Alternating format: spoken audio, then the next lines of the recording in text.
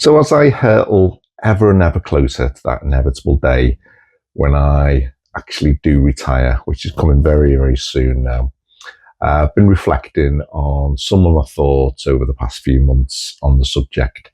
Um, and the thoughts I've recorded and put down into video have really helped me kind of on my journey. And what I wanted to do, just run through some of the highlights of some of the things that some of the thoughts that I've laid down to video, really, so that hopefully somebody out there will see a similar pattern in their journey towards retirement and get something useful. So there's some content that's in here which is about my journey towards retirement. There's some that's more specific to pensions and what you might find that you need to know as you get closer and closer to retirement. So I'm hoping some of this content is going to be useful for you. So when I started work back in the late 80s, if you'd have asked me about retirement then, I think I'd probably have told you that what I had in my mind would be that I would be sitting in the same office, a few of my work colleagues would gather around with a card and maybe a gift, and I'd wander off quite simply with my pension and live happily ever after. Little did I know, kind of 30 years on, that I've had 7 different employees, 7 different pensions, and the state retirement pension is pretty rubbish. The defined benefits pension that I had when I was 17, 18, what didn't turn out to be much at all because it didn't stay there very long. So things are a lot more complicated now. And I think things the same for a lot of us. Back in the late 80s, everyone we knew had kind of been in their job for life, and things did start to change a bit later on. But I think where we are now as we hit near retirement age is we've got 3 major questions. How much will I need to live on? That's question 1. What savings will I need? And how do I avoid running out? Okay, so for these questions, we have the 80% rule, the 375 rule, and the 4% rule. So what I wanted to do really is just run through these in a bit of detail, explain what they are. So how much do I need in retirement? A common way to do this is to get a spreadsheet or a piece of paper and a calculator and start writing down all the things that you spend. So electricity, gas, food, clothing, holidays, car. Just put a long list of everything that you spend and then add that all up and then say, well, that's how much I'm going to need in retirement. However, have you ever done that whilst you're working? I have a few times.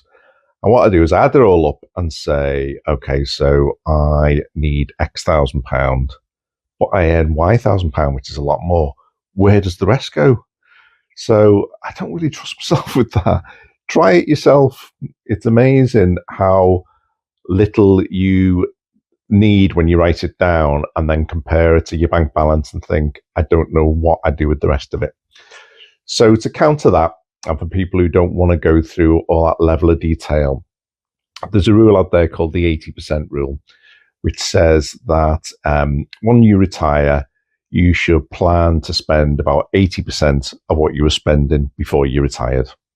Okay, so that takes in the fact that you're not paying pension anymore. You might have some reduced travel needs if you, if you have to travel to work, that kind of thing.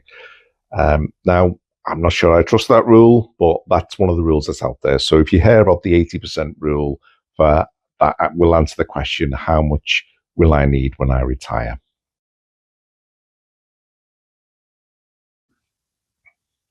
Okay, so now we've worked out what we need, which is 80% of what we were earning before on the day retired or before we retired.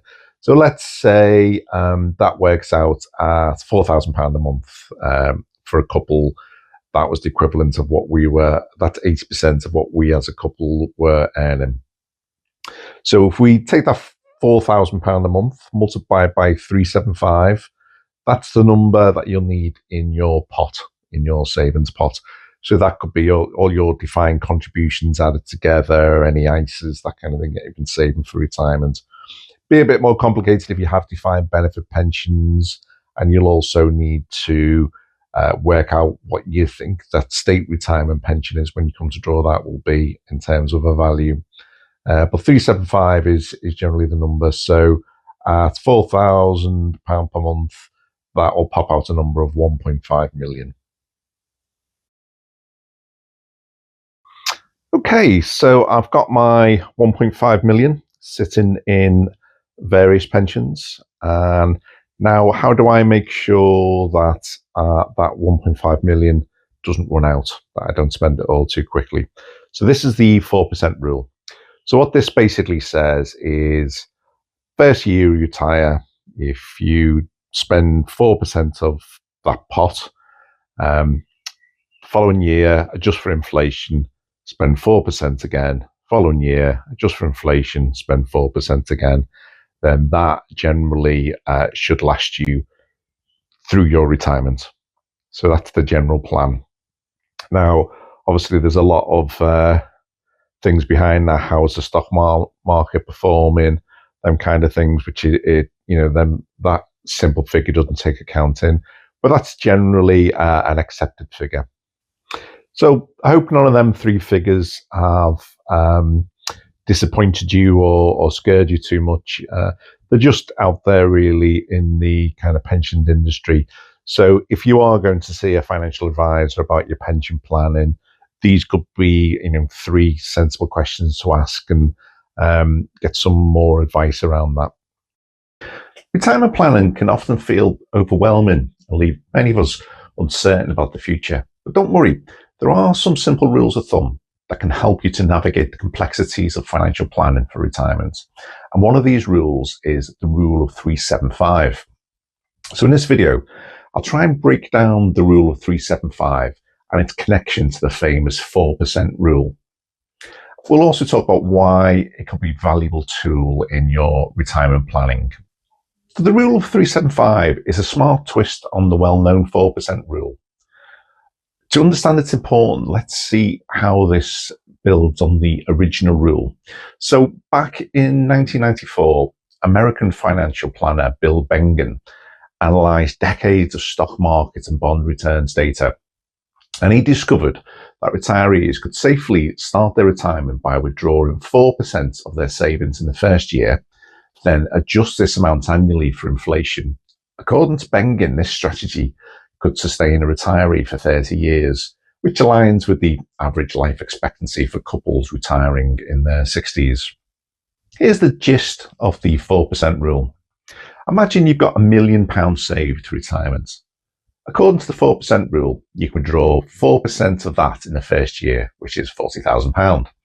Each year after that, you can adjust this amount to keep up with inflation, ensuring your withdrawals maintain their purchasing power.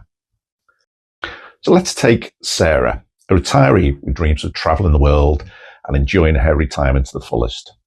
After working through her vision of an ideal retirement, Sarah calculates that she needs £3,500 per month to cover all of her expenses and live comfortably. To engage the investment pot required to sustain this level of spending, Sarah can simply multiply this monthly spending by 375. So 3,500 times 375 equals 1.3 million and change. So using the rule of 375, if Sarah is retiring today and aiming to spend £3,500 per month for the next 30 years, she'd need to have a retirement nest egg of just over £1.3 million. So by following this guideline, Sarah can start to make informed decisions about her saving and investment strategy to reach her retirement goals. So what's the real benefit of 375?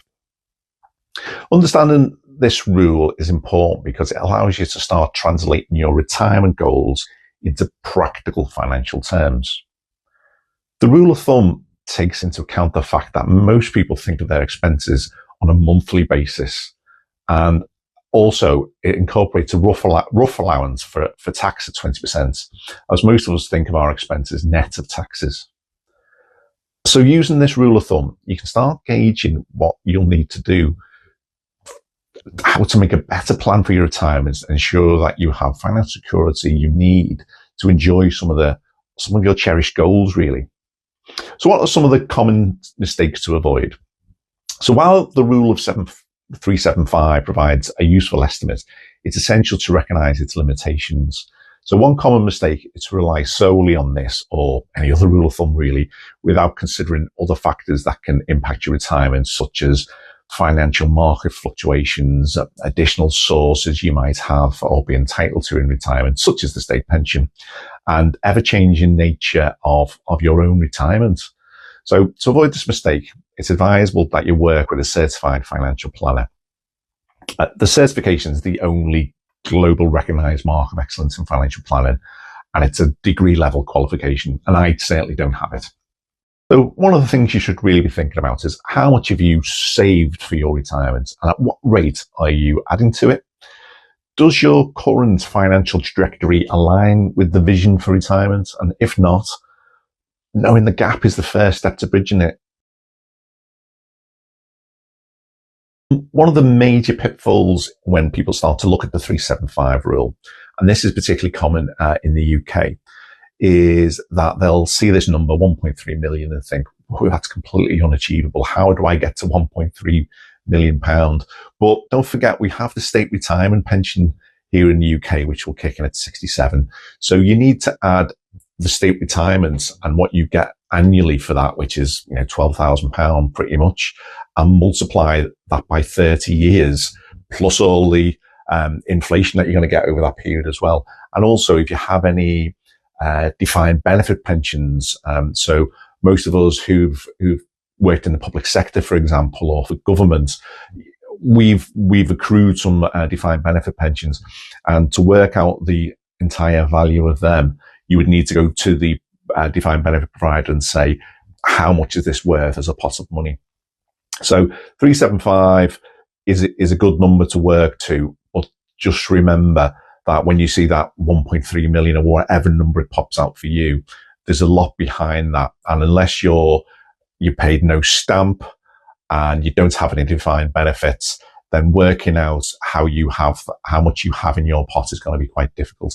It's only if you have all of your money in defined contribution benefits that that number pops out easily. So don't be too alarmed when you see people talking about savings pots in the millions, because particularly here in the UK with defined benefits and state pension benefits, factoring them in and taking the total amount of them over the 30-year period you're expecting to draw on them will significantly reduce that. The dice really are loaded against you if you're a UK investor compared to an American investor.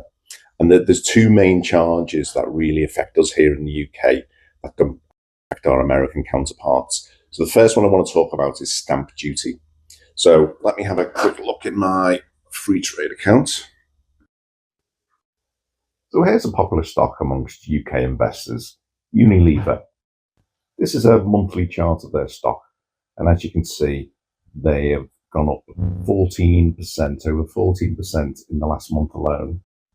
Now, Unilever are selling off their ice cream business. They've also got a new management team in, hence the rise in stocks here. But what I wanted to talk about specifically was the stamp duty that you'll need to pay if you decide to add this stock. So the top line there shows the stamp duty at 0.5%. You may not think that this sounds like much, but make multiple trades in a week and you'll soon see it adds up really quickly. So imagine on a Monday, I decide to buy some Unilever shares and they do really well over the next couple of days. So I sell them and then buy some Procter & Gamble shares. And then towards the end of the week, I sell the Procter & Gamble's and buy back into Unilever. Now I've paid stamp duty on them shares 3 times, that's 1.5%. And there's a good chance that them costs will actually wipe out any profit you've made on buying and selling them shares. So if you bought £5,000 of shares, that would be £25 worth of charges each time you bought and sold. Now, because I'm using free trade, the platform itself actually doesn't charge me for that transaction, but I do have an annual fee that I need to pay once a year. and that's £119.88 per year. You'd need to be on the plus plan on free trade if you wanted to use your SIPP. So I use the platform for investing in my SIPP pension. And the second way that the dice are loaded against us in the UK is foreign exchange charges. So for this example, I wanted to have a look. Let's look at buying an American large business. Let's pick Microsoft. So again, I will have a look at Microsoft. As Microsoft trade on the US markets, there is no stamp duty because stamp duty is a UK phenomenon. This is a monthly chart for Microsoft, and as you can see, over the last month, they've gone up nearly 3%. So let's have a look at the foreign exchange charges if we decide to buy Microsoft. So the foreign exchange or FX charges relate to the price charged to convert your currency, which would be pound sterling, into US dollars to actually buy the shares. And it's very much platform dependent really here.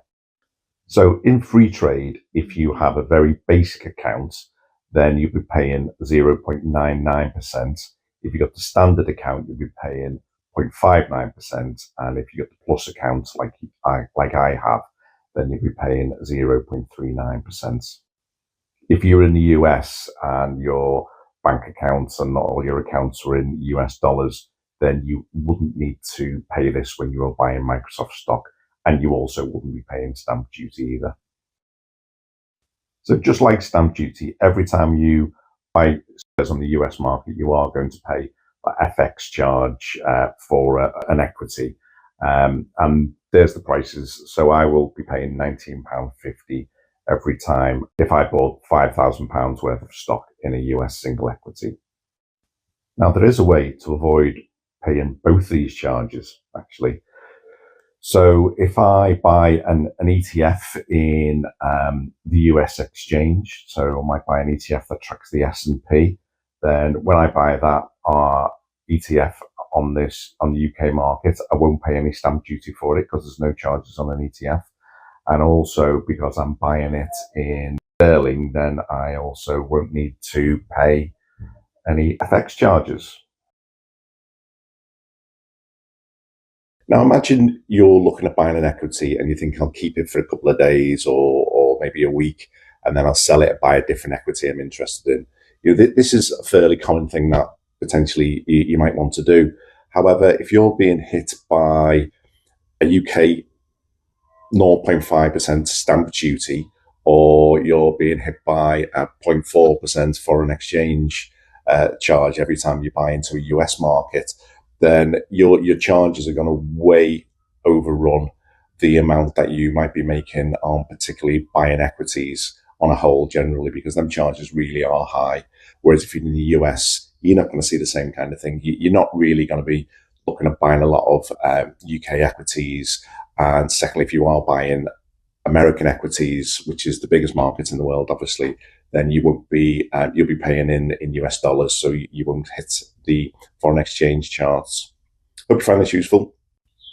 And bonus points for anyone who gets the reference on the t-shirt. So no, of course, there's no algorithm or perfect equation to give you a date on when you should retire. You know, there's so many different things that will influence that. Well, I think one of the interesting things to think about is what people who have retired say. And those who say, oh, we should retire a bit earlier, and you ask them why they say that, they may say things like, well, my health deteriorated quicker than expected and I would have liked more time to have used during retirement. Those who say differently, those who say, I regret retiring and I wish I'd stayed on work a bit longer. With those who miss the camaraderie, miss the day-to-day kind of pace of going to work and engaging with people and meeting them challenges that you get in your job. So if there are two things from people in either camp of people who regret it, retiring not early enough or too late, then you need to think about whether any of these things are likely to come true for you. Now, I think for me, there is a a point now where I'm thinking it's kind of getting optimal for me. So yeah, I will miss work. I really enjoy the job that I do. I really enjoy the challenge every day. But I also would like some time in my life where I can just do all the things that you can't do when you're trying to hold down a 9 to 5 job. And there's a limited opportunity to do that before generally age catches up with you. And I do feel that in the next few years for me that time's gonna be right. Hello, you come up. You sit down. You sit down. Good girl. No. Sit down. I'll talk to the camera. Yeah.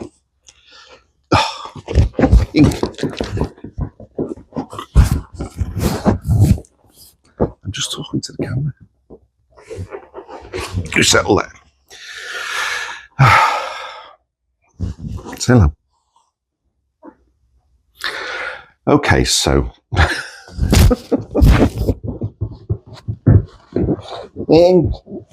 me talk to the camera.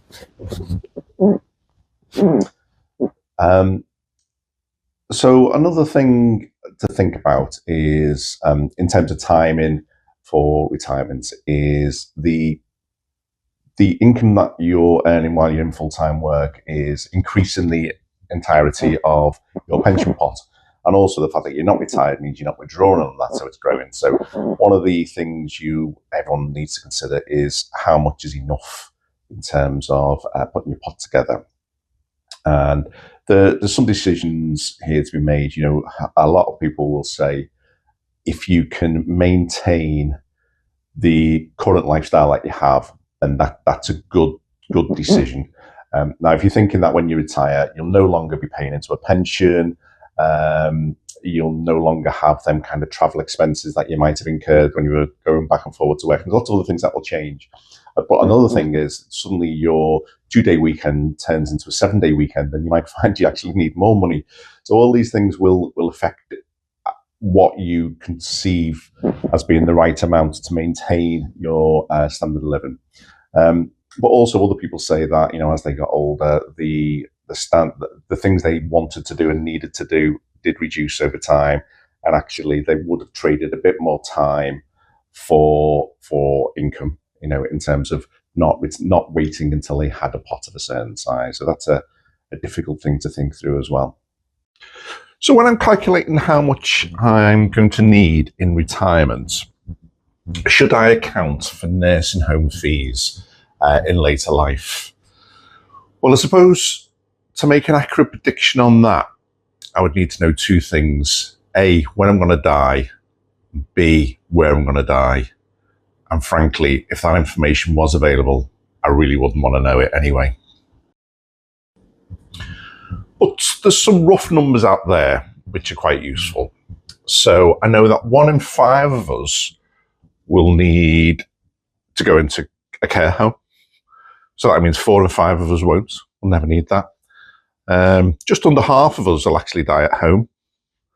So we won't need care home fees. About 25% of us will die in hospital, which is covered by the NHS at the moment. And if I do want to make provision for a care home, then I'm going to need, or at the moment, it's around just over £60,000 per year if I want full choice on where I go, and that's an average as well. So that's really 80% chance that I'll never need to go into care. If I do go into care and I want some choice, I'm going to need to, for just the care home fees, without things like, gifts for grandchildren or expenditure for myself, I'm going to need just over £60,000. I'm thinking for my personal circumstances, I'm probably not going to factor it in. Now, that'll be different for you. But for me, I think I prefer to spend, when I'm looking at withdrawals of my pension, I prefer to spend more in early retirement. So if I retire at 57, I'm expecting to spend more per year between like 57 and 67 than I will at 67 to 77. And then I'm expecting to spend even less between 77 and 87. So in other words, I'm not going to start accounting that, between 77 and 87, I'm probably going to need care home fees. I'm just not going to plan for that really. Because as I say, 80% of us won't have to plan for it. And particularly for me, I'm not sure I'd want to spend or take the opportunity cost of spending £60,000 a year in later life to have some choice around care home, because what I've seen in the care home sector is the state provision care homes is not massively worse than having choice and being able to pick your own care home. And that's for me, but for different people, you'll have different thoughts on that. So if that was of interest to you, have a look at this video next. So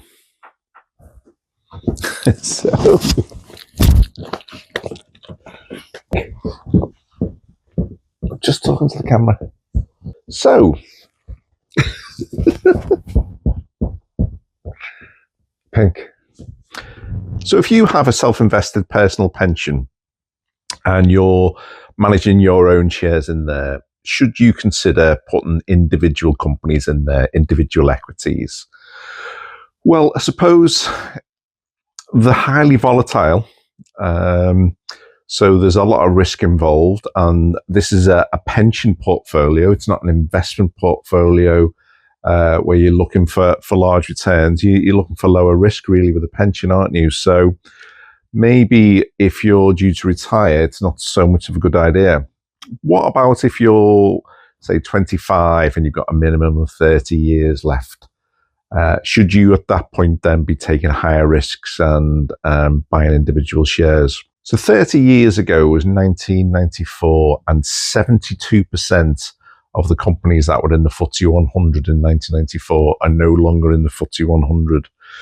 So if you'd have bought a lot of them companies back in 1994, then they're not doing as well today as they were back then. So maybe real long-term investments in single companies is not a great idea either. I mean, you may have picked Woolworths, you may have picked MFI, and as we know, they're no longer around.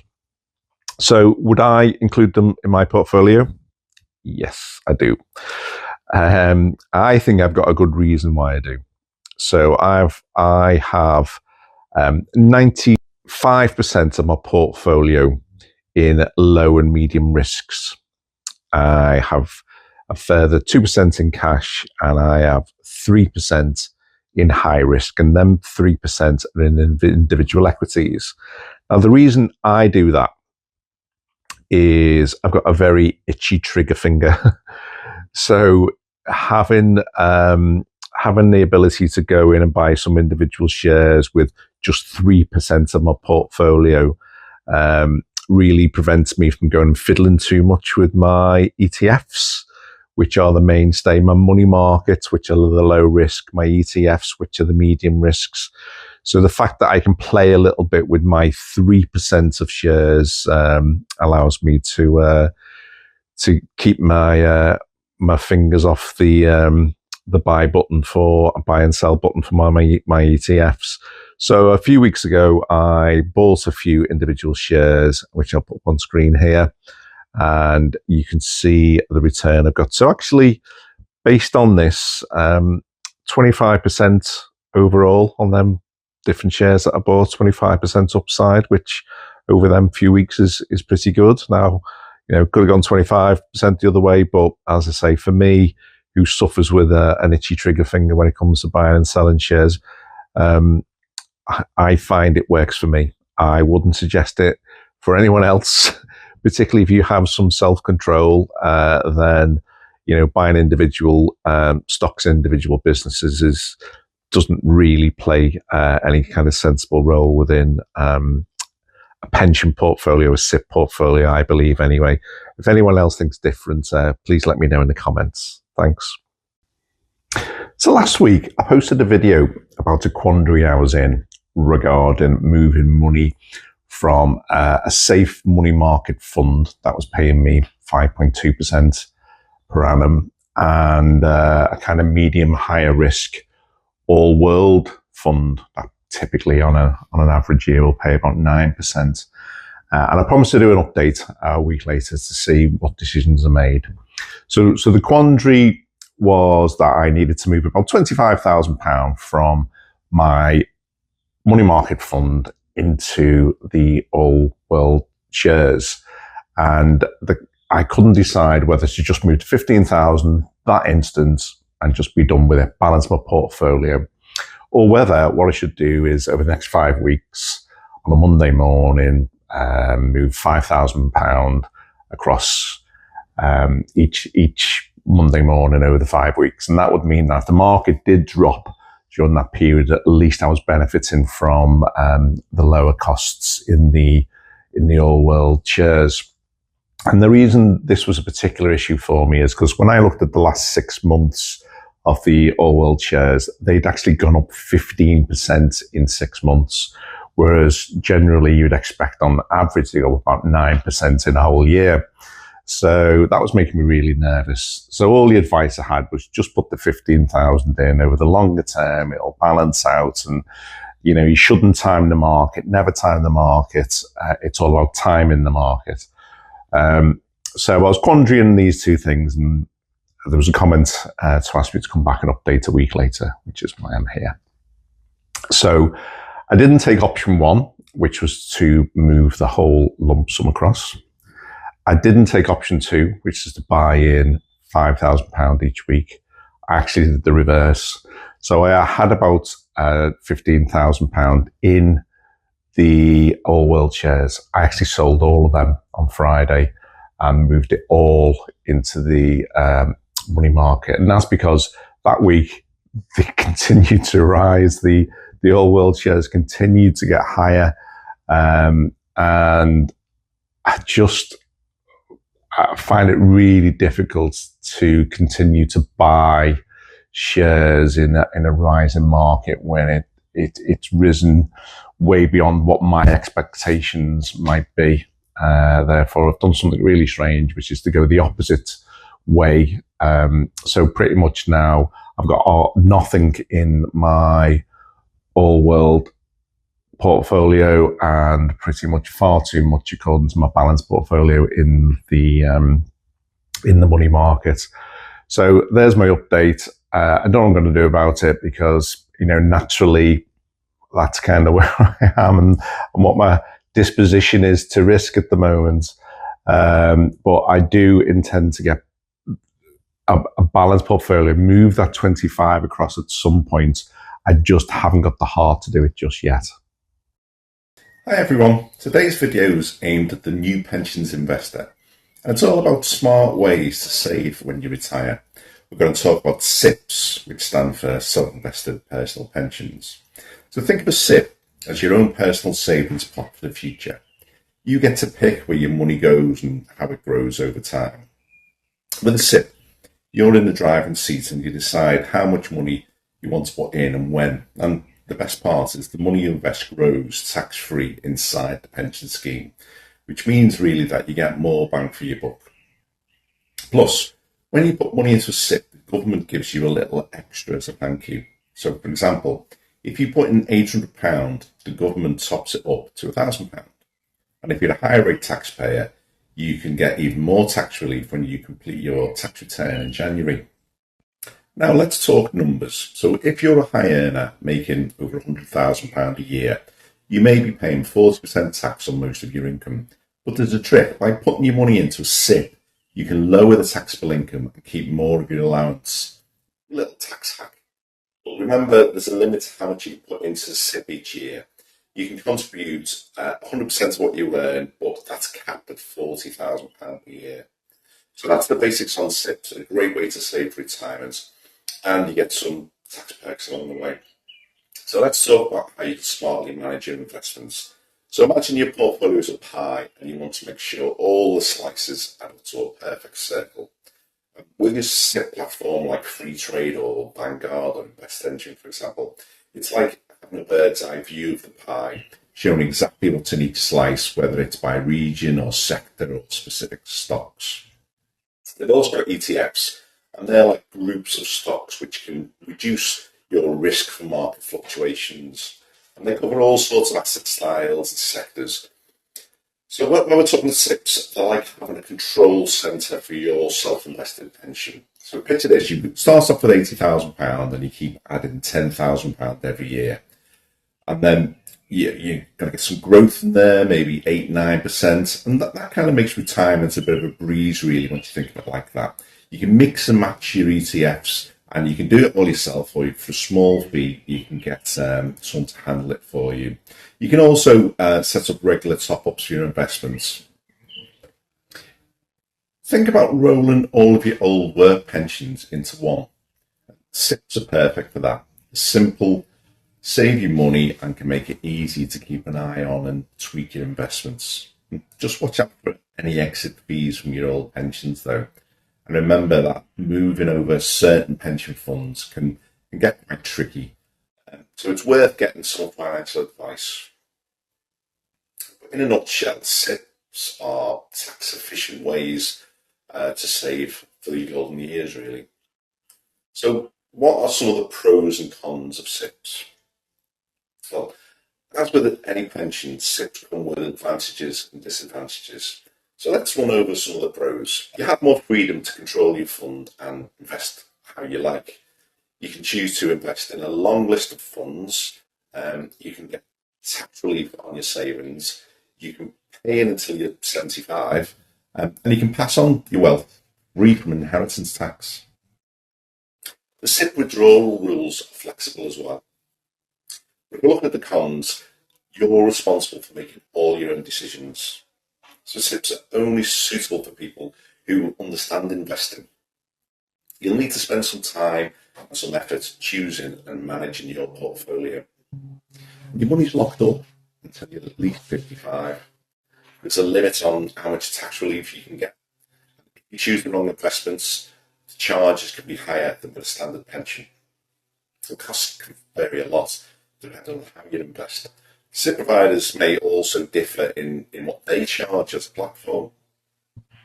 There's a range of charges you might expect to see. There's annual management fees, and these are the most common type of fee.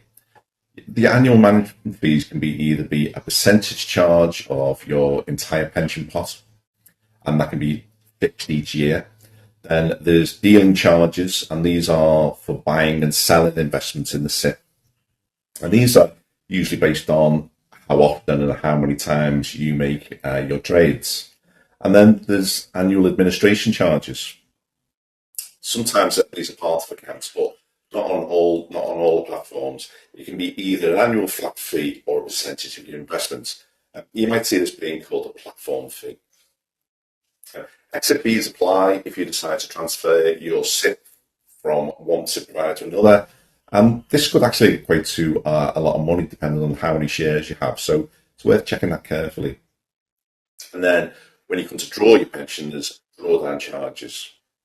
There could be an initial setup fee plus ongoing charges. So check before you choose your SIPP, before you start investing in the SIPP. Make sure that you do your research to determine the charges that apply. So how do I manage my SIPP? Well, SIPPs are usually managed online, and I'm going to limit myself to talk about those that are online. And all SIPP providers are different, have different varying rules, so you need to check the details to find out exactly what you need to do. Managing your self-invested pension online is usually the easiest option. It works like online banking. You can buy and sell investments and monitor their progress just with the click of a button, really. So one of the questions is, when can I withdraw my money from your SIPP? Well, for me, it's 55. So once you're 55, you'll be able to take money from your SIPP. This may change. Alternatively, you can leave your money in there until you need it. Well, a SIPP is the same as any other kind of pension in that you'll get income tax relief on the money you pay in. It's a good way of protecting your money from the taxman. When it's time to take the money out of your SIPP on retirement, or when you reach 55, you can take 25% of the amount you have as a tax-free lump sum. You can choose how to receive the rest of your money, but you'll be taxed on it as income. So another question is, do all SIPP providers allow you to transfer your pension? Well, not always. But if your new pension company allows transfers in, your existing pension company allows transfers out, you might be in luck. It might have to do with a pension to SIPP transfer, although you could be charged for that. So when SIPP providers allow transfers, it's called in specie. This means that you don't need to sell all your shares and investments and then rebuy them all in the other platform. Instead, you can just say, I've got this many Shell shares, and then they'll appear in your other accounts. In specie contributions are when you transfer an asset from outside of a pension fund into your chosen company. So how much can I pay into a SIPP? You can put as much money as you like in to build your pension for retirement. However, there's limits on the amount you can get tax relief on. So while you're earning, you can put in 100% of your earnings up to a maximum of £40,000 each year and qualify for tax relief. Over that, you won't get tax relief. And if you're a higher earner and bring in more than £240,000 a year, the amount you can put in that's eligible for tax relief gradually reduces. For every £2 earned over £240,000, the amount you can contribute reduces by £1 until the annual allowances reaches £4,000. If you're not earning money, you can still pay into a pension scheme and qualify to have tax relief. You can put in £2,880 a year into your pension and get tax relief of £720 added, which means you can add £3,600 a year to your pot. So what happens to the SIPP when you die? Now, most of the time when you die, your SIPP will be inherited tax-free by your nominated beneficiaries. And if you die before you're 75, your beneficiaries will get it as a tax-free lump sum. If you die after you're 75, things do work a little differently. Your beneficiaries will be given 3 options on how they take the money. As a lump sum, which will be subject to their current income tax rate. As a regular income, which will also be subject to their current income tax rate. And this option is only offered to dependents. Or as a periodic lump sum, which is subject to their current income tax rates. So it was about 12 months ago when I decided that I would actually close down all my old pensions. I had 7 old pensions, and I moved them all into a SIPP provider. I didn't do them all immediately because I was a bit nervous about how it works. So I picked one of my really small pots and I moved that first, went pretty well. So then I moved another one, and eventually, over the period of about 5 months, I transferred all my old pensions across. And to be honest, it was a bit of a breeze, really. I used a free trade platform, and what happened there is I logged on to free trade. And there's a section there that says, I'll show it here on the side, where you can set up a new transfer for a pension, put your details in, it'll ask for the amount that's in the pension provider, and the pension provider number, enter that, and then for some of them that I just waited a couple of months and it suddenly just appeared in my account.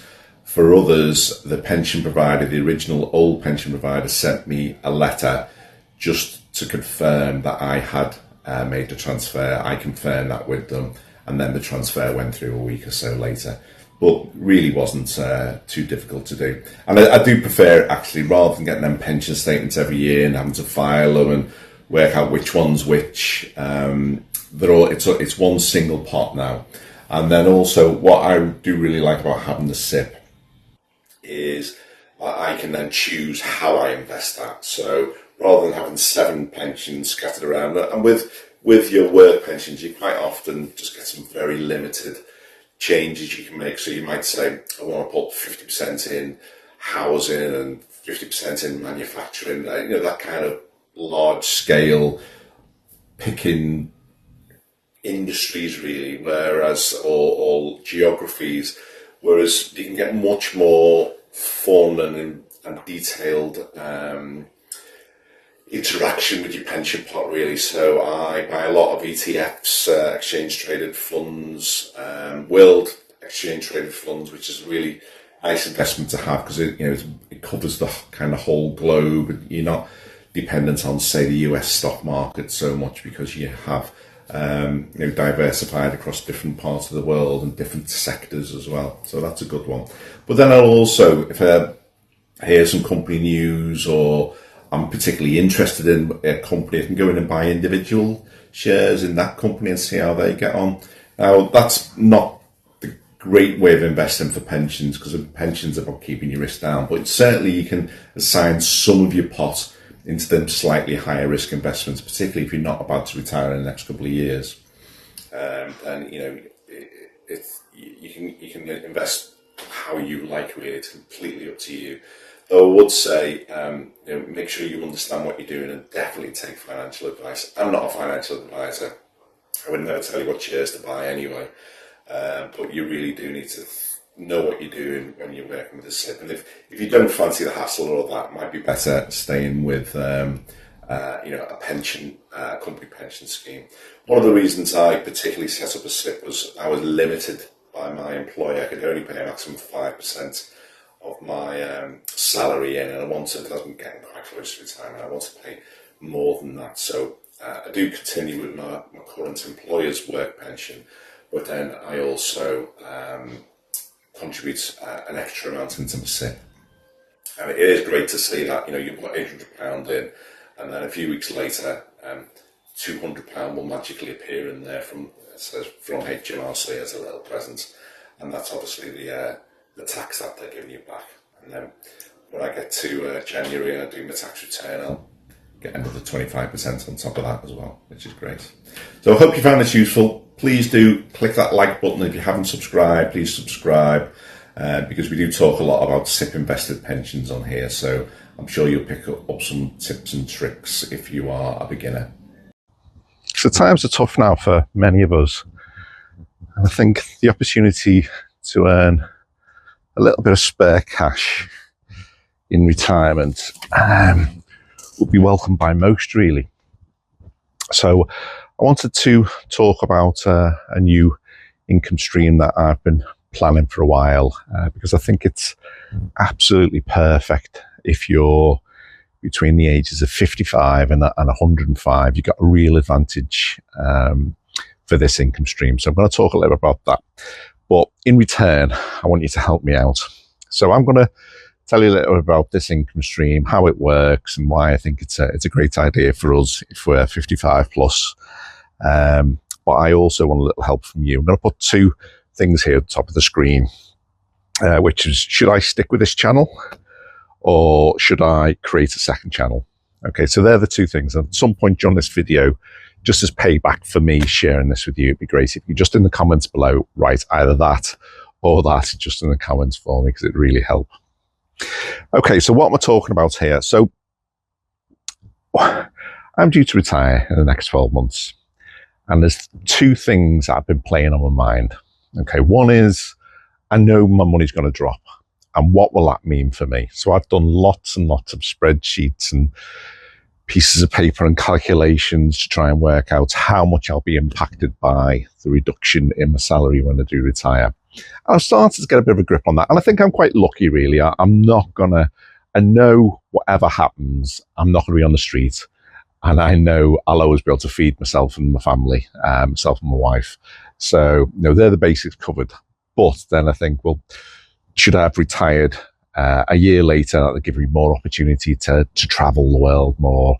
And that's where I'm at. So I'm lucky. I'm not in a position where I'm worried about heating in the winter or being able to feed myself or pay accommodation costs. So, let's clear that out of the way. I'm not in that position, but it does worry you anyway. And the second thing is probably deeper for me, which is about my purpose. So I've led what I think's been a fulfilling career, really. I've done lots and lots of good things. I've got a lot of value out of my working life. And when it boils down, when I really analyse what it is that I like about what I've liked about my working life so far, it's about the creativity. I'm very much an introvert.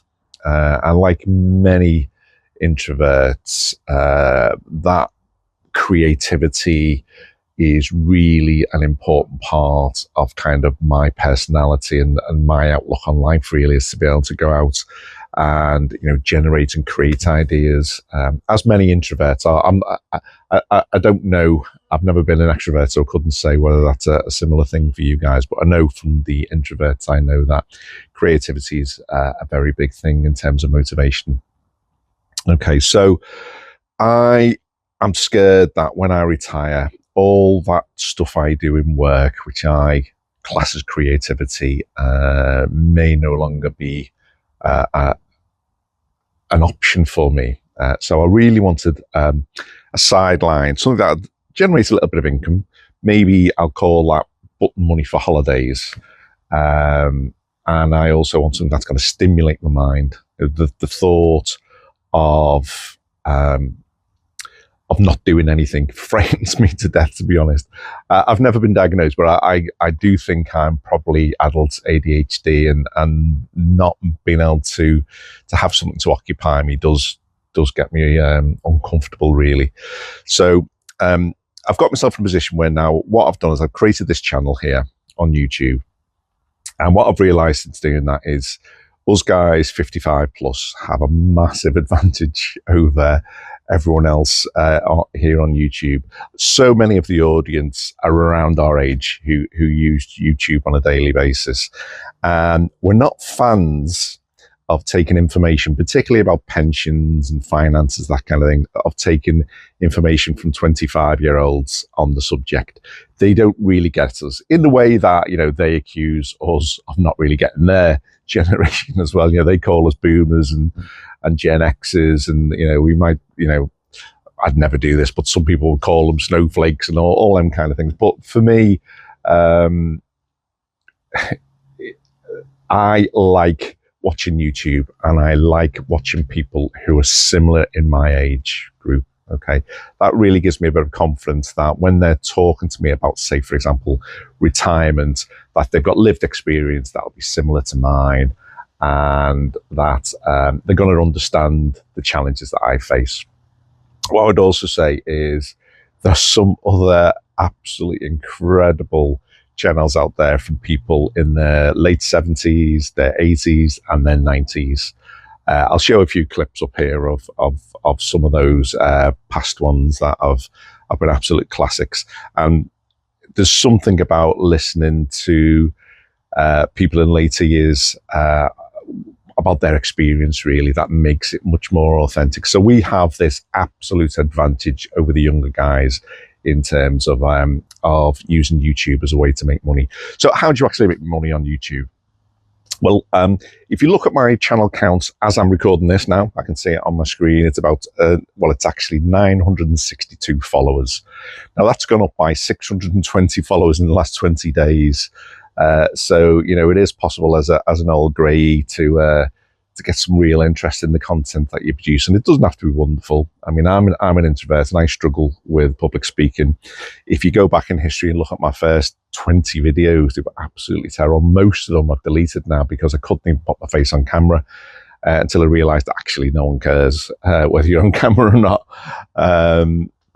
I think that my content's still very, very basic, but people seem to like it. 620 new viewers in the last 28 days is just incredible, really. And it's not uncommon. I know there's lots of YouTubers out there getting a similar thing if you are a little bit older in life, a little bit more experienced. So not to be afraid of it. So how do you actually make money? So the way it works is once you get to 1,000, I'm 962, so probably a week away, if things continue. Then at that point, YouTube actually start sending you money. So the way it works is anything, once you've got 1,000, you become then what they call monetized. And that means that when people watch your videos, Google collect all the information about them views and they actually send you some money. And I know a few people who are over 55 and do retirement type videos make a really good living out of this now. I mean, I'm not looking to make a reasonably good living. I'm looking to get, £100 a month, £200 a month to put into a holiday fund so that me and my wife can do a few extra things that we hadn't really planned for in our budget. That's what I'm looking for. And that'll do me. But if you did want to put a bit more effort into it, I'm sure you could set your sights higher than a couple of £100 a month. go back to that question now about, do I just stick with this channel? In this channel here, I talk about pensions, threats to our pensions. I talk about how to calculate when you're likely to retire, whether you've got enough money. They're my real focus. But I think there's also an opportunity for me to start talking about creativity after 55. Now, this channel, as you know, is called Time to Retire. And I was thinking of creating a second channel called Time to Create. And that is about being over 55 and maintaining your creativity. Now, if you think about, let's pick a career. So say working in a bank, there might be someone who does the cleaning after hours, and they'll be having a huge amount of creativity. So they'll be planning their routes around the banking areas. They'll be working out which products work best in different areas. They'll be dealing with those late workers and making their days better by having conversations with them, and at the same time making their own days better. Getting through with the most economy and efficiency of that cleaning protocol during that evening and sticking to the rules as they're set. All that kind of thing takes a huge amount of creativity. I'll take another role in that bank would be the manager of the bank, and that, they've got teams to support, they've got products that need to develop, they've got senior management at the central bank that they need to deal with, and they'll be putting a similar level of creativity into their work as well. So it doesn't matter what kind of jobs you've been doing, every job's important, but we all use creativity in our jobs, and that keeps us energized, it keeps our minds working, it keeps us thinking. So there is a risk that you finish your last day, sit on the couch, switch the TV, daytime TV on, and lose all your opportunities for using your creativity. And that's why I think YouTube is absolutely perfect, because it makes you think. So I'll be sitting there driving in the car thinking, oh, what could I be talking about next? Watching other YouTubers, seeing what they're talking about. It's a real hobby. I've really, really enjoyed my time doing these YouTube videos, and I can't see myself ever stopping. And there's plenty of 95-year-olds out there who've been doing this for 30 years, well, not 30, but 20 years, and are still enjoying what they're doing and getting a lot from it. So let's have a look at some YouTubers over the age of 55. And this is Shirley Curry. As you can see, she's got 977,000 subscribers here. She was a big gaming fan. I was not only passionate about playing games such as Skyrim, but also passionate about talking to our audience about these games, and as you can see, very popular, some great content produced there. Next up, we got a talker who, again, late 80s, but really passionate about a variety of subjects, nothing very specific, but people loved what he was doing. And then we have Mary Bartonica, very natural style, and from her very first videos, she was getting massive audiences straight away. And this is Grandma Mary. She actually ganged together with her sisters to produce content. And again, real fun content. You can see from the thumbnails here that they're really passionate about what they did, and their audience was pretty enormous as well, with over 30,000 subscribers. She used to do a lot of content about song lyrics. And this is Lil Droniak, who produced a lot of content with her grandson. A lot of energy between the two of them, really cute to watch actually as well. And then we have, lastly here, Peter Oakley. Again, some really great content, over 90,000 subscribers listen to him regularly. So look, I know there'll be a few out there saying, oh, that sounds really technical and complicated. It's actually not really. It sounds expensive in that, you think you might need, expensive computers and stuff. I don't even use a computer, actually. So all I've got is these two things. I've got these little microphones here. This one plugs in the bottom of the phone here. And then I clip one of these two under the rim of my t-shirt. And that's how you hear me when I'm talking. So that's just a little microphone that clips on. And then, as I say, I haven't got a computer. This is me actually rendering this video. There you can see me walking towards the chair at the beginning of this video. And that's a bit of software that sits on the phone. I think it's about £4 a month to have that. And it does absolutely everything I need. Never needed anything else. So not expensive, not complicated. Don't need a computer to do it either. So do I stick with this channel called Time to Retire, or do I create a second channel called Time to Create, where I talk about much more about, not about the financial side of retiring, but the activity and creativity side of retiring? And on there, I talk a bit more about my YouTube journey. And for anyone else who agrees with me that YouTube's a good channel for us over 55s, then somewhere for them really to pick up, what I've learned so far in the few months that I've been doing this. So I hope you pay me back for producing this video by picking one of the two options above. I'd be really, really grateful. And as ever, thanks for listening. Oh, and I'd love to get that 962 above 1,000 so I can tell you what happens when I get my first check off YouTube in the next few weeks. That would be amazing. Thanks again. See you on the next one.